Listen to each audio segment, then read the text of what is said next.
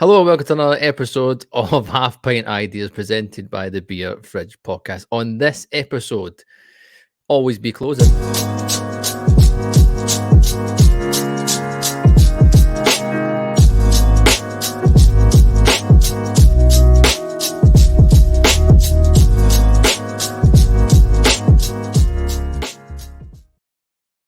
Howdy everyone and welcome to your exclusive YouTube and Patreon episode of Half Pint Ideas. My name is Gavin. I've got my usual drinking friend in the form of Mark. Good evening, mate. Good evening. Good evening. Looking forward to this one. This is, dare I say, right up my street. Right up your street.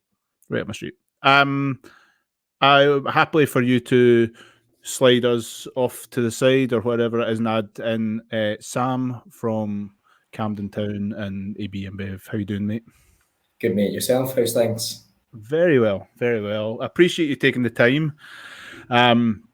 Fellow beer salesman, business development manager, sales manager, general Dog's body. I was going to say dog's body, keg carrier, glass washer, you name it, and on trade and everything in between. So, I appreciate it. This one has been kind of long in the making for me a little bit. It's been, I think I've spoken to I don't know how many BDMs and sales managers and saying, would you be up for this? Yep, definitely. Right, great. When do you fancy? And typical salesman try to pin people down. It's an absolute nightmare, isn't it? So we're spot on with that, and it's ironic, isn't it? We think the amount of times it happens to us with one bar that says one thing, and then the next thing you're waiting 6 months for a response. You'd imagine we'd be much more on it, but before you know it, you're 6 months before a reply from us too. It's probably exactly that reason. The fact that we're used to like chasing. It's finally it's on our terms for a change. It's like I'll get back to them whenever we can. We'll get back. It's fine. So or you go, I'll deal with that tomorrow, and then you completely forget. And then you forget because I've literally, because you said that, I've just remembered someone asked for an order 2 days ago. I've still not placed it. Done it.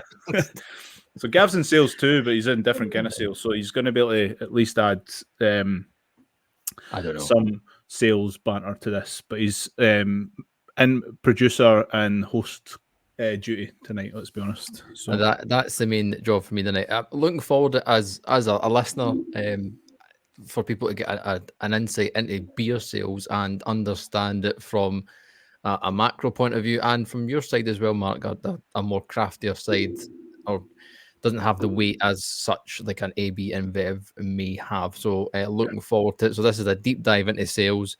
It's going to be exclusively available on YouTube and a part of our Patreon offering. Mark, I'll let you lead us off here. Cool. So I wanted to give us a little bit of structure rather than it just turning into either a moan fest or a bitching fest from my point of view, probably. It's been a day for me, so I'm quite happy, like I said before we recorded, to throw some shade wherever needed and kind of get stuck in. But the first thing I wanted to kind of look at was the day in the life, and day in the life of the on-trade business development manager, sales manager for, and I'm guessing it will differ depending on the size of the company and your territory and that, but we'll get into that in a second. But the amount of people, and Sam, I don't know whether you get asked the same thing. It's like, if people that aren't in field sales, the thought of going out on your day job with hopefully a plan in place, but maybe not sometimes, and seeing what ends up and where you're and chapping doors and and I always kind of go through, it's the circle of no's. You walk out and you probably hear the word no, fuck off, come back another time, I'm too busy. 98% of the time, 95% of the time, that's maybe me, and that maybe says something about my sales technique, but again, that's maybe for a different conversation. So first question is, give us a kind of, let's break down a day in the life of Sam and BDM. Like, let's first, like, what area in Scotland, so we're Scottish based, both of us, are you covering at the moment? Totally. Yeah, so cracking on with that for me, and actually it's a really good question, because spotting with what you say, from company to company, and I've been in a few, the day-to-day changes massively for what your remit is for essentially what is a salesperson role. But for my day-to-day currently, to give you a bit of context, I cover the Central Belt of Scotland, the FK postcodes, and everything north, with the exception of the Fife. And maybe that's because I'm from Falkirk that I don't cover that area, but by the by. But we cover up to PH postcodes, Perth area, up to Angus and Dundee, all the way up to Aberdeen and that northeast stretch, and then stretching over into Inverness, the Highlands, the Islands, the true outer wilderness of Scotland. So as you can imagine, just a small patch for what is multiple beers to be looked after, from anything that's as central as something like a Corona or Stella Artois or Budweiser, the name of the door, to your more niche products and things like your Camden Town Brewery. So it's you can imagine that versus maybe somebody like yourself, Matt, where you're walking into a town or village and knowing you've got X amount of places that you're going to be able to see and have a good conversation with. My days changed drastically when moving into this company. On essentially every door, I have potentially a product that could be sold in. So for my end, planning goes through the roof. I would usually say that I've got a ballpark plan of what I'm going to be doing on a month-by-month basis in a month in advance. So May's already planned for me, giving a wee bit of an idea of when we're planned for recording. But on top of that, it'll be planned in usually in the last couple of weeks before the end of the month, where I'm going to be roughly, give or take. And that's because there's other external meetings that are going on all over the UK. Might be down in London some weeks. Other weeks I might be needed for a couple of days in Aberdeen, and then I have to spend an evening in Inverness. So you've got to be well planned and well forwarded. But then in terms of that general day-to-day, again, you've hit the nail on the head. Just because it's on our plan doesn't mean that it's necessarily going to follow through that way. So what might be in our agenda might completely change. So you've got to be really ready and fluid to change at the drop of a hat. Your day has to remain totally flexible, but also fairly rigid, so you know what's going to be happening. And I think that's what a lot of people don't realise when they come into field sales, especially at an entry point, where they go, this seems straightforward. How hard can be knocking on doors be and having a conversation? Well, actually, it can be quite tricky, because if you don't have any sort of agenda or plan, you can essentially just be a wandering lost salesman, and they're not going to necessarily get the right doors to knock down and get the right answers. So yeah, that's the main agenda for me. It's really interesting because I'm nowhere near as organized as a month ahead. Like, I've got to admit, like if I'm like, and Gavel, he'll know that from years of life us being mates. Exactly. But I totally agree. And like you say, I think I always just say, if you're not organized, you're just a fart in the wind. I've always said, like, when it comes, because like at the end of the day, it's hard enough pinning someone down for a meeting. If you've got accounts, we're in, and by the sounds of it, you're very similar to it. Like, there's two phases to the role, and I wanted to kind of try and get this in quite early for me. There's account management, totally, and then there's new business development. So absolutely, the account management side of things is looking after existing customers, dealing with POS, glassware, staff training. There might be some line cleaning. There might be, and I mean, anything and everything with regards to the beer's not selling very well to the beer's selling really well. Is there anything else that we can add on? Like all that kind of stuff. And then there's the bit that, and I don't know whether it's you, but there's the bit that most salespeople are targeted on, which is new business and what's next. How do we grow the size of the piece of the pie? We've spoken about that on the actual podcast a couple of times. We had Lorenzo on, who's the ex Camden Town MD, and the Northern Monk CEO, I think it was, or something like that. I can't remember his title. He was and that was always his thing. It was to do with the piece of the pie, how big, how small, what's the slice, and all that kind of stuff. So I think that's quite an interesting point too, because I find this quite fascinating. Like, and I'm probably not as far behind as in that sense in yourself, because basically every door, every pub, every restaurant, every hotel, there is a potential of getting a beer pouring, whether it's packaged, whether it's draft, whether it's cask. That's again, I don't sell cask just now. I'm guessing you don't either at this moment. No, it's not one. Unfortunately, not, because the go without divulging so much. Cask is such a great product that could do so much better, especially in Scotland. I think we all know that ourselves. It's not in the best place, but as a result of that, it's with the shelf life at that. The next thing you notice, it's not an easy thing to maintain, shall we say? And fair play to the guys that speak to cask sales on the regular, because it couldn't be me anymore. No, it's like it's really interesting. That's definitely a topic I'm going to get stuck into, and I know David McDonald at Spey will be the man that I need to speak to, because that's a real fascinating one. But yeah, so I totally, in terms of like the day, like this organization, the Chatham Doors, pinning people down and looking at opportunities. I find that in a nutshell, it's really simple. Like you say, how can it be difficult? And how many pubs are in Scotland? Millions. Millions. We're good at it. We are good at it.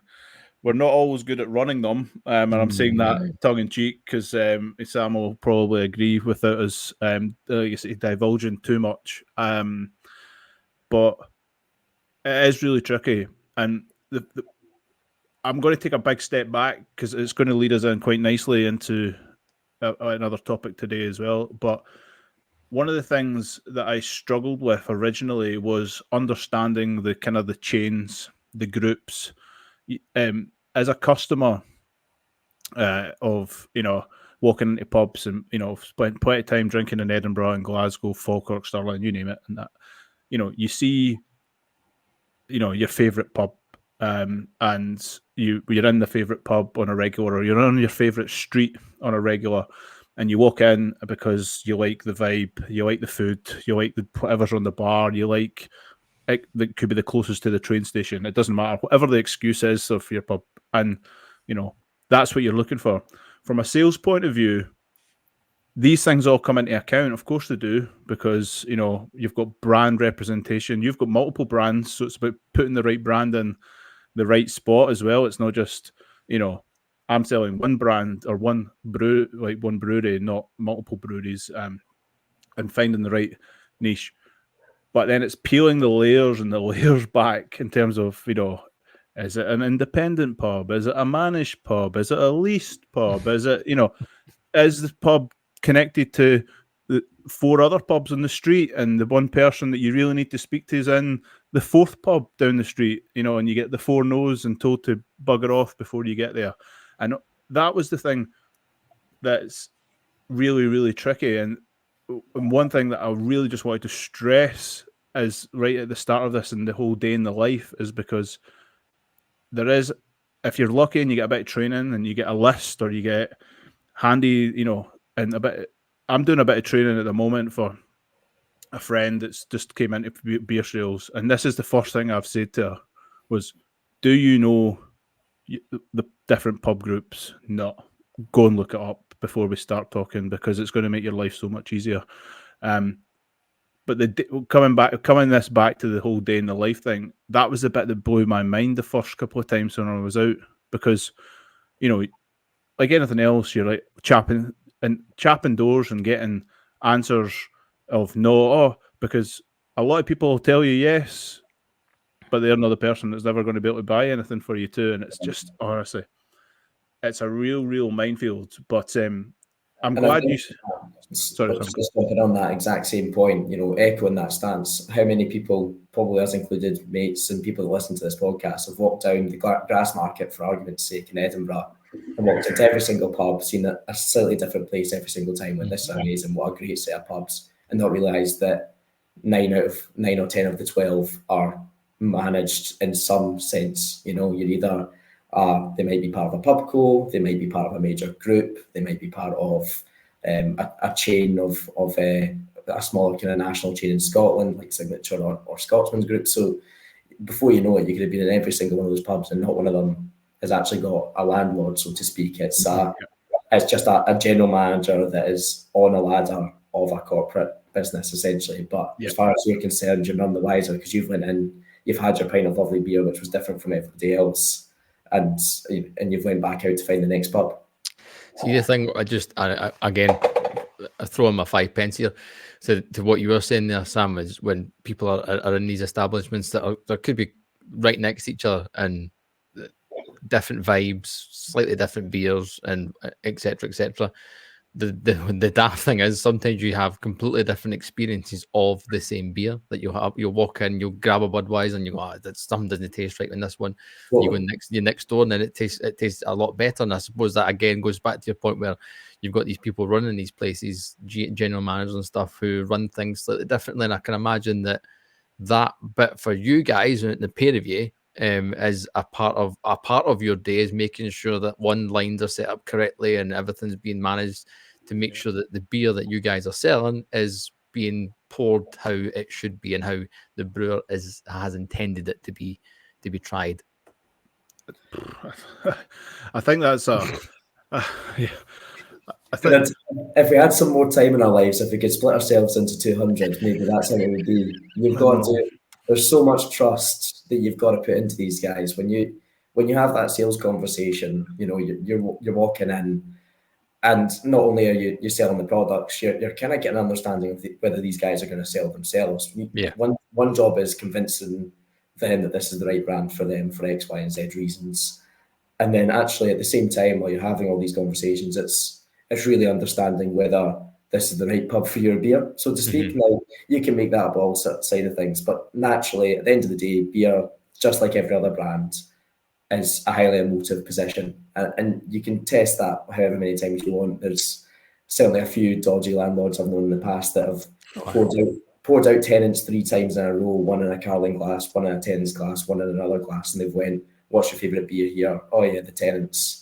And what do you think of the other two? Oh, they're pish. Well, actually, the exact same liquid every time. And I've heard just last week in a pub not too far away from me, I heard of somebody running out of Tennent's, putting Carling on it. The guy that usually comes in and drinks a few pints of Carling said, a few pints of Tennent's, goes, oh, I can't drink that Carling nonsense because it gives me a sore head the next day. He came back in the day after, he says, how's your head feeling? And he goes, oh yeah, brilliant. I was on the Tennent's all night. Let me show you something. There's a keg of Carling sitting in front of him. So the point I'm making, you're right, is that it's pure emotion, and there's loads of stuff there that's, for whatever reason in our minds, that we've decided that we love this for X, Y, and Z reason. And Are you sure that wasn't my dad, by the way? He does that with fucking Budweiser. He's like, I'll drink. No, I'm not drinking the Tennent's anymore. I'm after Tennent's. I'll drink Budweiser. It doesn't give me a said. That's exactly why he drinks Budweiser. I'm like, you're full of shite. Actually, full of shite. I'm so proud of him. So proud of him. Big jolly boy John getting a shout out. Good lad. I want to kind of touch back on that point that you made about vetting the pub and understanding if, is the pub right for your brand. Now, I suppose I've got, like you say, I have to watch how I word this, I suppose, in a way, but there's been pubs, and I've thought to myself, and you hear stories about, why are they changing, because these are the kind of questions you ask, and what you're looking for, why are you looking at a different brand, and because some of my listing agreements up or whatever it is, and we're getting into that now, but anyway, or whatever the question is, and you sort of think, all right, okay, well, they're looking for, fresh beer. I've got a beer that's myself, and you honestly, and then you hear some stories about, landlords and GMs and stuff, and you honestly think, I honestly think to myself, is this worth? And depending what the volume's like, again, because that's another thing. Every pub's totally different. I work on a list that needs to do a minimum of a keg a week. And everybody will have a different kind of remit on that. But if you're not going to be able to do a keg a week, I just think it's not really worth me spending time and working on that kind of stuff.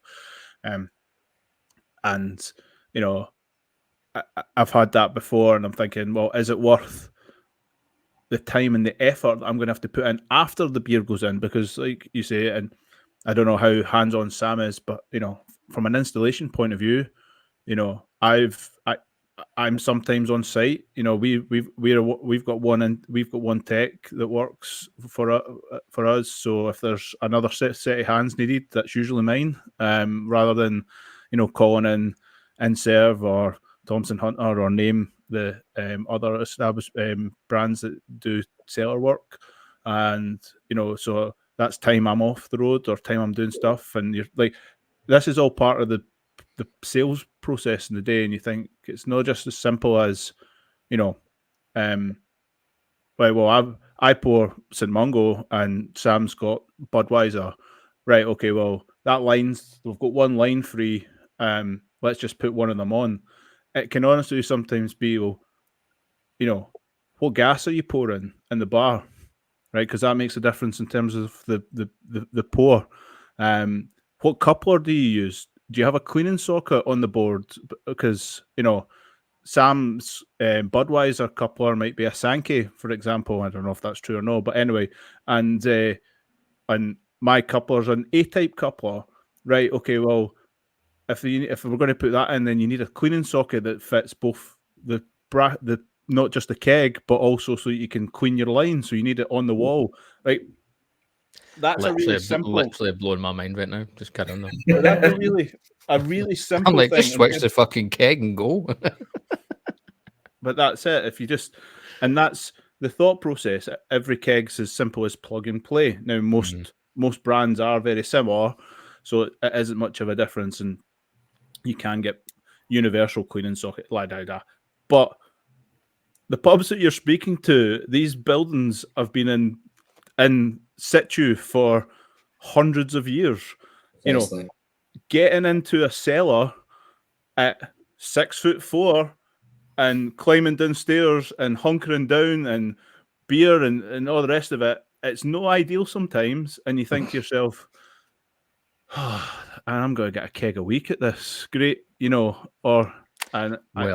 keep at it in those wee cellars, mate, because when you get to like 60 odd, I've got you sorted with in my frame. Don't worry, mate. Good lad. Good lad.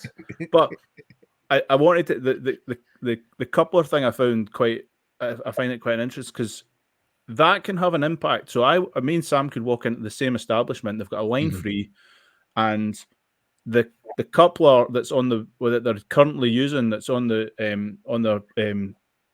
cellar system, could be lined up for his coupler, his keg, and it's bish bash bosh plug and play.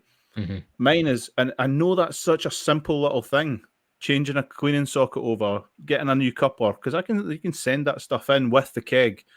But even just the mindset of, that's just a wee bit different, that's then a spanner that goes in the works that just, and I suppose it's the same as every sales job. The less like sort of hurdles that are in place for you to get from A, B to C, like Gav mentioned at the start, right? That, it makes your life that much easier. But these pubs, I'm saying these pubs, but the pubs are just, every pub are so different in terms of how they're managed and things. And Sam, you kind of chirp it, like kind of smiling away at me. You totally agree? Yeah. Well, first of all, at 5'7", I don't have the same issue of getting. I'm built for these streets. But and going into that exact same point, I'm smiling because I know those pains from previous sales roles. From previous roles, like at Tiny Rebel. Again, I've similar kind of size to West Brewery, for those that know it. Just the Welsh equivalent, I suppose, to a certain degree. Maybe they won't like that if they listen to this, but there we go. But it's that same sort of process, where very much a hands-on approach, where some days it's going as simple as hand delivering a coupler and badges, to other days you're down the cellar. And just because I've moved to a bigger company in these days and work for a big brewer, so to speak, doesn't mean you're necessarily any less hands-on. There still comes the odd week where somebody will ask me to pop behind the bar and have a look at this or check that. Sometimes not even necessarily for my brands, which can also be a bit of a touch concern. Oh, yes. As somebody did ask me to have a look at the Tenants tab today, and I kind of backed away from that quite promptly. Cool the plugs. Again, coming on to that same point where it comes around to that day in the life. This is all stuff that For you, it's taking you out of that day job where ideally in a dream world, salespeople would love to be out Monday through Friday in field sales, just having a conversation with people, doing what we love best. Actually, on your end, you'll take a step back and have to do installs, move kegs, this, that, next thing. For me, I don't do that now. But actually, the opportunity is that I'm moving into pubs and then doing it, and then have 2 or 3 hours of that to do on the other end, preparing contracts, looking at investment opportunity, challenging that to the business to give them the best bit of what they want to do, and all those side of things. So it doesn't change. You still have those 5 hours potentially every single day that you need to do. It's just an ever so different angles. See, what Mark was saying with the gas, all that equipment stuff that you might have to switch around. Obviously, you've got a larger portfolio of what you look after, Sam. I can only assume, to make life easier, all the brands that you look after, all the equipment is the same, or do you still have that headache?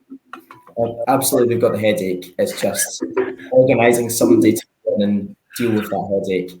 Naturally, with a big brewer, you would expect that these aren't all their made up brands they just pull from nowhere. Unlike a certain big brewer, which I wouldn't abuse too badly with some authentic Benidorm beer. But yeah, naturally, with breweries our size, we've purchased beers in, and these guys have grown to a level where they're going to be purchased and brought on boards. And as a result of that, they've had their own ways of working. So by no means does everybody align. And to a certain degree, some beers are easier to align than others. On an international scale, for argument's sake, if we take something like Corona, you're bringing that brand into the UK, you could maybe have a bit more of a say on what coupler you want to use, and as a result, what gas you want to use, which makes it a little bit easier. You can kind of limit them to out of your sites by less of style kegs. But for somebody like Camden that grew naturally in the UK, they use, much like MD does, an A coupler. So as a result of that, we don't necessarily have a full portfolio that sits on A coupler, but there certainly is a few that are standing on that side. So before you know it, you've got several couplers that, as a result of where we sit, we have technicians that go in, but instead they're so precious about making sure those beers are being poured right. Coming back to our earlier conversation, it no longer becomes suitable for you just to walk in and go, here's a coupler, enjoy. They want to have a technician go in and make sure it's pouring perfectly before they go, because we just won't have the time to go and check on it again. So unless we're told otherwise, we've just got to assume these guys are going to do the best job they can, what they're paid to do, to make sure they're good standards, so the beer's being poured perfectly every single time. Again, that's that whole incumbency role of being a business development manager, and like you said, Mark, that account management thing of making sure everything's set up correctly, and giving them that little arm around them and going, everything's all right, it's all set up nice, you'll be fine now, don't worry about that. It's just so like layered, and that's like, I suppose it's a really nice sort of intro into kind of the next kind of point I wanted to kind of touch base, because the day-to-day, like I mentioned, is all well and good, but it does really base around this whole the types of pubs, the groups, the managed sites versus your IFTs, your independent free trade, you say your groups, they're small, but there's the Green King pubs of the world. There's which obviously then tie into Bellhaven. You've got what you mentioned, the Scotsman group earlier, Signature pubs as well, and it's just there's thousands of groups. There's thousands, and it can be wee Jeannie down the street that has, the X in Linlithgow, but she's also got the Y pub in Falkirk and the place in Lanark and stuff. And you think, all right, I didn't even realize that these were connected, but they are, and they're part of a. Well, I buy all them from. I'll get all my beer from this person because he can ship it here, and here. Oh, interesting, and I suppose it comes back to the day in the life. It's fact finding. The amount of times that you're walking into a place to find and the information is so important. It's really important to me because there's certain groups that I know that it's not impossible to sell beer, but near enough is.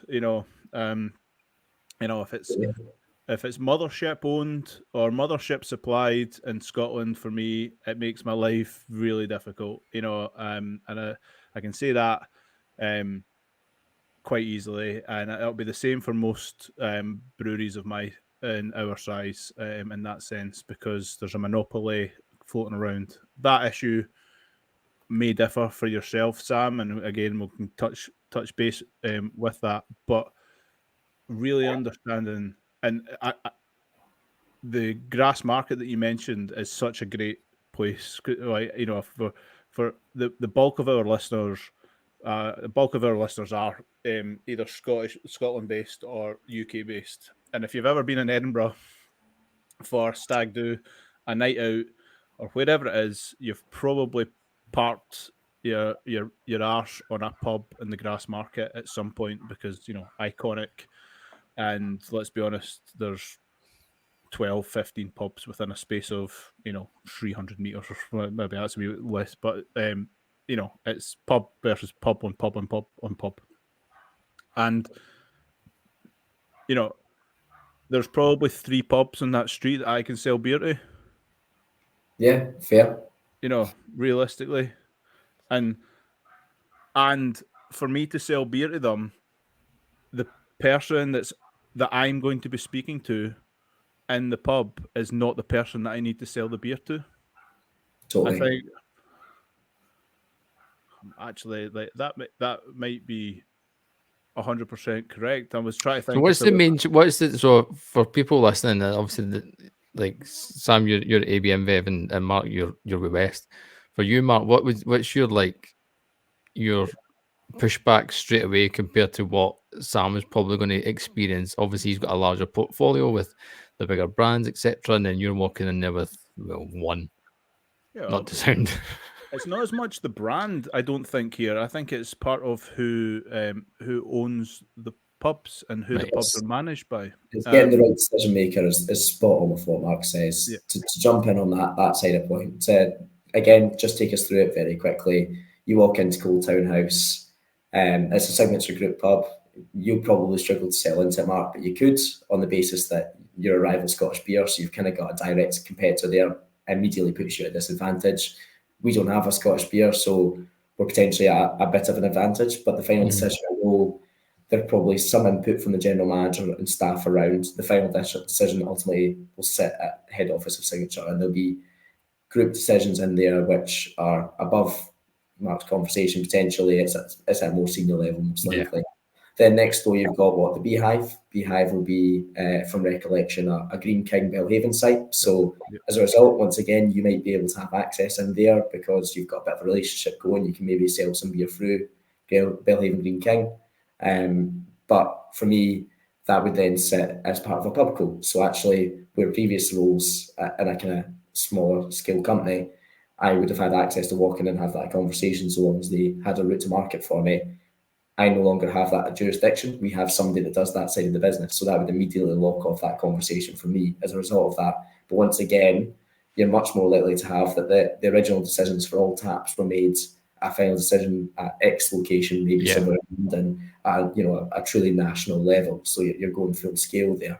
Again, further up the road, I think it's the Last Drop, might be from recollection, is Mitchell and Butler's. So again, another second or third biggest pub group in the UK. You're talking about tens of thousands. That Mill and Carter that you love going to, that's one of theirs. You're also walking into one of their pubs. You would never know that the two are the same. You're walking into there, and once again, that's two different places where neither of us would have that conversation because it's at a national level. So you might be able to get a can in there. Whether you decide it's worth your while crawling into the cellar to put some cans in there, I don't know. I'll leave that to you. But it gives that case. Then you've got, again, at the very top, you've got a Scotsman Group site, and once again, we've spoken about it before. There probably is a final decision that's made at a head office in Glasgow versus you being able to go in an action. Now you can probably put some impression in there by having a good conversation, dropping off samples, make sure the conversation's happening because it's going up the ladder to a final destination lower than an international or national level. But that same spread, you're you're still not going to be able to say, oh, so we're going to put this beer on. Yeah, perfect. That's the beer on. It's not as easy as that. There's so many different steps that you wouldn't even necessarily consider when you first walked in there as a brand new salesperson off the street. You thought, oh, I'll just walk in and sell beer today. Yeah. Unfortunately, you won't. That's the sad state of affairs, I'm afraid. I couldn't agree any more with that, to be honest. There's a few, the route to market aspect was an area I wanted to touch on, because I knew, talking about managed houses and stuff, that, there's ways of getting beers in and round that would depend on if you've got a tie with, Belhaven Green King, or if you're dealing with Inverarity Morton and Duns and stuff, and, wholesalers. And that's a different part of the game, rather than, I want to just highlight that quite quickly, because again, that's, like I said this before we started recording, these things just crop up, and it shows you the whole the kind of the snake sort of diagram, the spider graph of this, that just kind of opens up.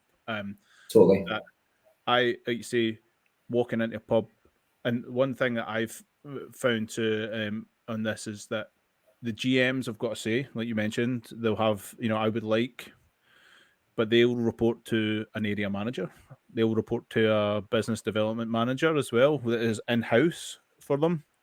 And they'll be targeted on own brand. They'll be on they'll be targeted on maybe international brand, so that's where Sam can maybe, like you say, step in with, if it's, well, I'm going to put Budweiser in, we need something that's not what we offer in our own portfolio. The green, think about, there was news this week at Green King, or basically they're going to shut their they're moving their brewery that's been there for the last 200 years, and they're like sort of changing how they're going to be brewing beer, because they're looking at more craft options. They're looking at more low and no stuff as well.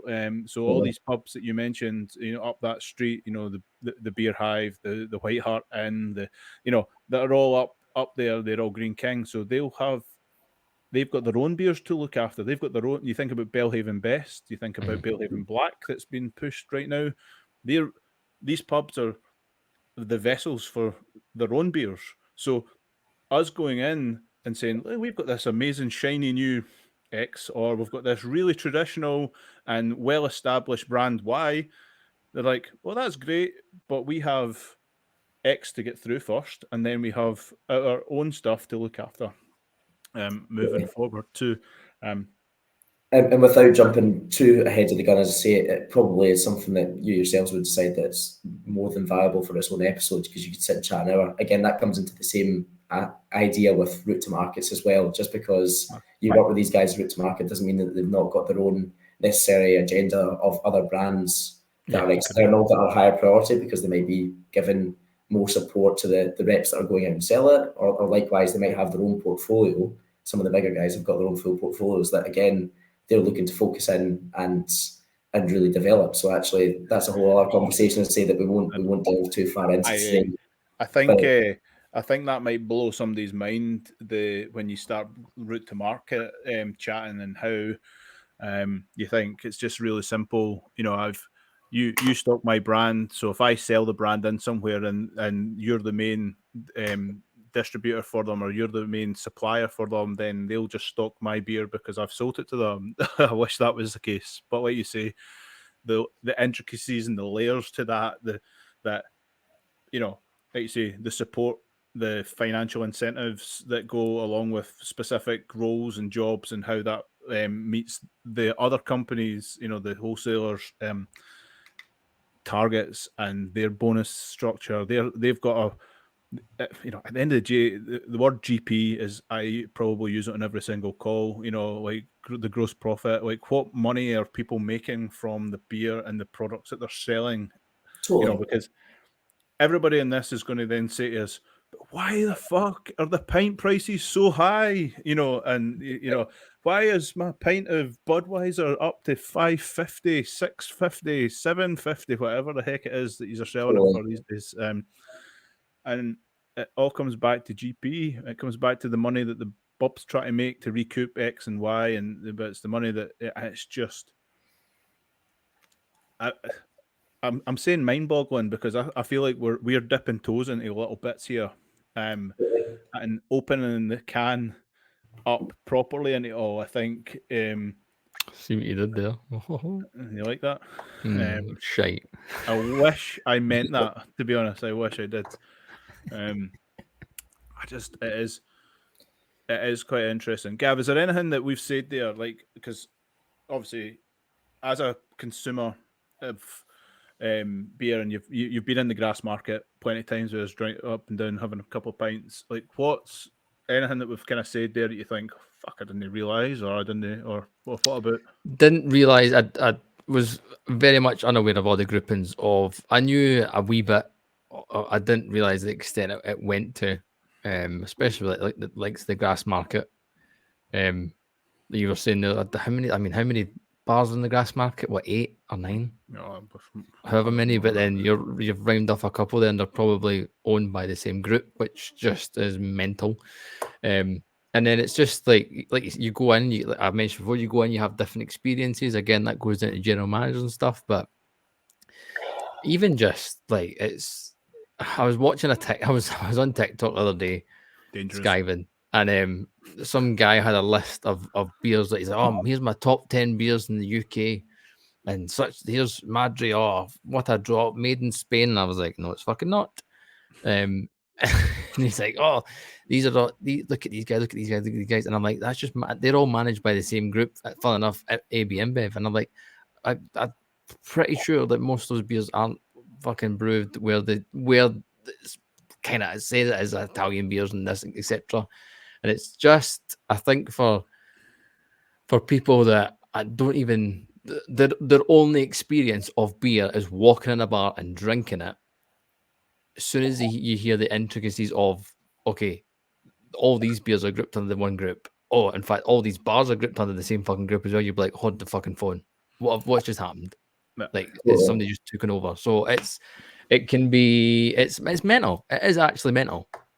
I mean, jumping on that same point, one thing I will stress beforehand, I won't take any credit for Madri. It's nothing to do with us. That's yeah, totally. I just want to put that out in the statement. No one wants Madri. Water, and no disrespect to the guys because they've done a great campaign in that sense. So I sound like I'm running for American president here, but I digress. No, in all seriousness, the best example I can use more so than anything in the UK is walking into a Star pubs and bars like a Heineken pub. Heineken's ambition some number of years ago now was to become the largest beer pub and cider company in the UK. And there was a reason on behind where they were putting those locations was purely and simply because they wanted to have one of the largest portfolio estates alongside Stonegate. And they wanted to be able to sell their beers. If for the listeners looking in, if you will soon to realise if you start to know anything about the Heineken portfolio, as soon as you walk into Star pubs and bars, you will see exactly what beers belong to Heineken. If you walk into somebody and they tell you, oh, this is a Star pubs pub, you'll know because there's hardly any third party or competitor brands in there. Chances are it's usually 9 times out of 10 it'll be the sites that don't have tenants in, for example, with the odd one maybe having it. But it'll be the ones that have got shelves and shelves of Heineken's product and package, so there's no access for you there. And then on top of that, every single draft line is on a Heineken Smart Dispense system, which Gavin will not blow your mind with a Heineken Smart Dispense system today, or anybody else's Smart Dispense systems that are new into the market over the last couple of years. So ourselves. So yeah, exactly. Again, something probably you could sit and do another full episode on. Yeah, but I would agree. At that same point, the big green machine, I call it, the fucking this. It's just the Heineken thing's really interesting because I don't want to I want to stress this point too. The whole point of this isn't to shit on brands grouping together and building a portfolio and all the rest of it, because at the end of the day, and I said this last night or yesterday, depending on whenever you listen to this week's podcast, we're talking about Brewdog, and you know, you can say what you want about liquid and all the rest of it, but building a brand and a portfolio that they have is incredible, right? And when you talk about Heineken and Molson Coors and AB InBev, you know, the buying up of brands to build a portfolio that allows you to sell multiple different beers into a pub and hit different demographics makes perfect sense. The bit that annoys us, and I'm saying us as craft beer wankers, is that if the product that is bought in is then diminished afterwards and it no longer lives up to the one's hype and all the rest of it. You mentioned Heineken, and I'm just going to go straight in here with the Beavertown and the Neck Oil and the Gamma Ray. It's the first one that comes to mind. Used to be an incredible beer. It's now pretty poor at best. In the comparison to modern day craft, that is far more easily accessible now, right? But unless you're in the know, and I'm saying that like, it is splattered over, and if you go and research and stuff, fair enough. But the general consumer of beer that walks into a bar, and our thing about the podcast is always about education. It's all about, we're trying to get people, and I say this in the nicest way, but we're trying to get people off the mothership brands and into independent craft, because local craft, support local, all that kind of stuff.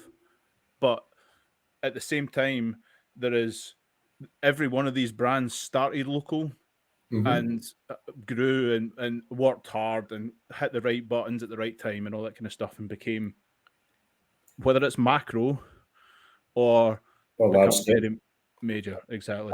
And like you say on that, echoing those two points you made there, I mean, first and foremost, probably to an extreme, I will always look for whatever optimistic part I can on a brand. To give you a bit of context behind Neck Oil, sits as, give or take, #1 craft draft brand in the UK, for a bit of context on it. So it's an absolute juggernaut in terms of liquids. I won't be scared to say that Camden Hells is number 2 and 3 as we currently stand. Hells coming back for #1, hopefully. But it just shows you that. But likewise, and it's something that I say a bit tongue-in-cheek coming from a craft background myself, but breweries like ourselves here at Budweiser in a big brewery kind of sense, if you look at us globally, are the #1 craft brewer in the world for the amount of craft beers that we have in the US and the Asian markets and the southern hemisphere, even in South America and in Australia and so on and so forth. We're really lucky to be in that place. It'd be cheeky to say, but I think probably it's accurate to some degree, that there'll be more than a handful of breweries there that have started out with the dream of, I'm going to do this for a few years because I like making beer and I enjoy it. But the goal is that one of the big boys comes and buys me out and I can sit and spend the rest of my days in Spain enjoying it. I think there's a lot of people that started there. And don't get me wrong, absolutely no issue whatsoever with people that have done it sheerly for the love and that's what they want to stay. And, there's some big breweries that stay out there and do that. And there will be people that have started out with that vision, have fallen in love with what they've done and it being their business baby. And it's grown into this massive conglomerate, and they don't, they no longer want to have that same dream they initially had because they see something far greater for it. And that's great for the beer industry overall. We're spoiled for choice here in Scotland. We've got, give or take, 110 craft breweries that are really, just striving and battling amongst themselves, not only with big brewers like myself as well. But the one thing that coming on to your second point there is that certainly my mantra, and I think for the rest of my colleagues and in general, probably the rest of even people like, your Carlsberg Marston's with Brooklyn or Heineken with Beavertown or Brixton, we're not actually necessarily wanting to come out and take these small guys away. We want to be there to be that emphasis point. From my days at Town Rebel to my days at Camden Town, I go on with the same sales talk of saying, I want to be here to show how we do it great nationally and the rest of the UK for your tourists or for your locals that are coming in, so they can see just how good your local stuff really is as well. I think there's a real powerful point in that, and going, somebody that's been so big that it's been able to be purchased by a big brewery and has become one of the biggest breweries in the UK is doing it good, and here's how we're doing it just as good, if not hypothetically better. And there's a real powerful statement on that. And actually, it comes back to where we are as beer lovers and craft beer lovers especially, that we want to go out and be able to have a variety. You want to have that Indian buffet, if you will, of beers that you go and try on. You can sit there and have 20 flights of different beers. That's heaven as far as I'm concerned, I agree. I think, and without the macro breweries buying up the smaller breweries and opening that up, the likes of, Neck Oil was making waves before, Camden was making waves before, but nowhere near to the degree that your platform gives them. You know, you can put, you know, you can put it on every bar available, you know, and it gives people a craft a craft option on any, you know, next to their Budweiser and their Stella and their Tennants and all the rest of it, right? And that's what we always say.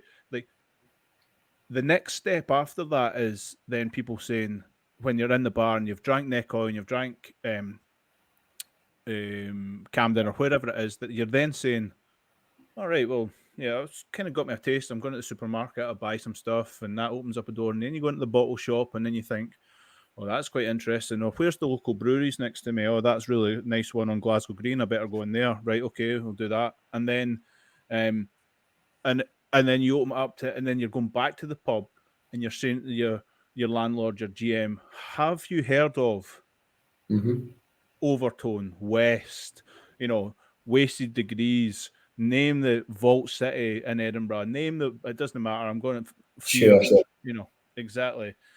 And they're saying, no, but, you know, if all my customers are asking for that, then yeah, that might mean that over a course of a year or two that you lose your Beavertown, or you lose a tap, or another tap then opens up, and that then creates opportunity for smaller breweries to kind of get stuck in and open doors. But, you know, it is just a like you say, it's a minefield of and kind of a minefield of opportunity, I suppose, is a good way to put it, because at the same time, definitely, you and I are going to target the same tap, but we're going to come at it from a totally different route, and it depends on what the customer's looking for. It depends on their internal structure, if they're able to do X or do Y.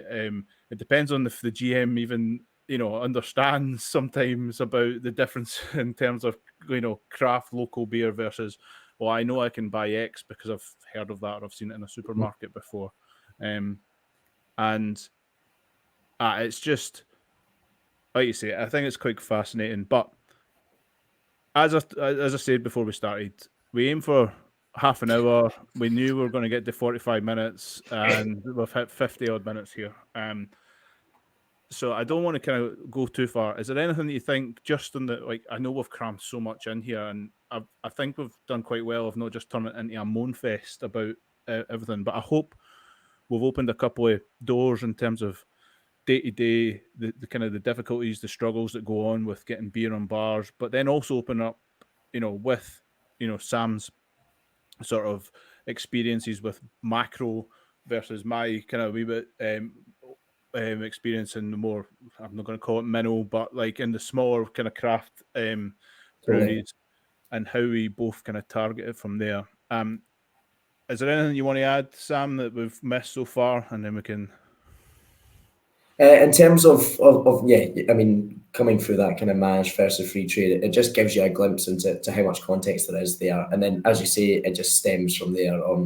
We can go down a million and one avenues on how much more complicated it can get. We've probably went a wee bit off tangent into brands off of the side of that, but I think it's really impactful to give that context, you know, because actually you could, again, what another episode you guys could probably do, just sit and talk about how these brands do, you know. And I guess the only other side of that is how, and maybe it's something you want to do today, I'm not sure, is how do you and I approach those sales calls in a little bit more of a degree, and how much challenges you get and what the kind of feedback and how you can combat those completely differs from how I do, because there'll be challenges that I face that they won't expect from you, and vice versa, more often than not on the shorthand. If you want to finish here, guys, money is usually the difference on the final decision versus on a big brewer, who's going to give me the most money versus what's going to be the right brand, support, this, that, and the next thing that you might get on a more local level. So if you look, and that's where it is, but going into more detail, there's so much more to that than just scratching the surface, you know. The money thing is an episode for itself for me, because it is the bane of my life and the conversation I have the most with it. And I think in general, I think it's a really good tease for the next part of this, if we go part two, and when we open the door up to, and even the plan for me is and Gav, hopefully you agree. I think Sam, you've been wicked in terms of opening this door up and being able to bounce back and forward. So you're going to be a frequent flyer on the podcast with this moving forward if you're happy to do so. But on the payroll, there we go. I was going to say, if you slip me a $5 or a few beers here and there, I'm sure we'll complain. I'm sure I can make that. Well, like I say, I'm sure between the two of us, there'll be a few beers in our boots or our garage that we can easily do some trades with. So that's fine. But I think it's important that I don't want to go too long because I think it grows arms and legs, and we would start something else after that too. But money and the difficulties of money moving forward, I think, is the easiest title for the next episode. With half pint ideas and looking at from a sales point of view and how we can tackle and challenge all that. So let's leave it there. Gav, I'll let you do all your producing and bits and bobs that you get paid for. And we'll take I get paid for. Who you fuck you kidding? Who you try to kid? As Mark said, keep your eye out for part 2, a follow-up episode to this, which is probably going to be called Money is King, no doubt. So gain access to that through patreon.com/beerfish podcast or also on the YouTube page. Make sure you give us a 5-star rating, that'd be much appreciated, and you also subscribe would be bloody-tastic. Sam, it's been lovely to talk to you. Mark, as a pleasure as always. That yes, that's teases things very well for the next episode, and it's hopefully for the people listening been a fantastic insight or a wee deep dive into the world of sales and beer. And I look forward to the next one, and we'll see you on the next one. Till then, cheerio.